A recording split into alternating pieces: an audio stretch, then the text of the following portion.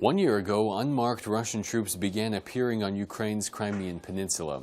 Day after day, more and more so-called little green men kept appearing with full military gear and weapons. And just a few weeks later, Russia held a sham referendum and annexed the territory from Ukraine. On today's press review for Ukraine Today, we take a look at the financial situation in the region following Russia's illegal annexation of Ukraine's territory.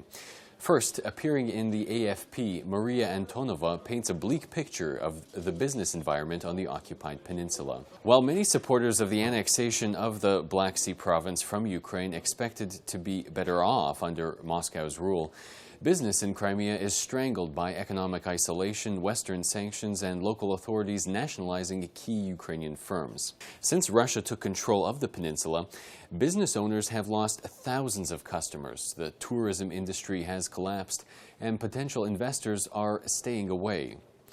Western sanctions have led to the closure of McDonald's fast food outlets and Shell gas stations, and pushed workers dependent on global companies to relocate. Russia's occupation of Crimea has not only driven investment from the peninsula, it's also scaring away potential investors from Russia itself. In a piece put together by Bloomberg, Ksenia Galuchko writes about Swiss asset manager Ram Capital SA.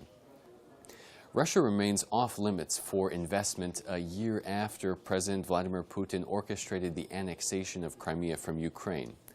As the conflict deteriorated, Ram Capital cut its 20% Russian debt allocation, the maximum allowed, to close to zero.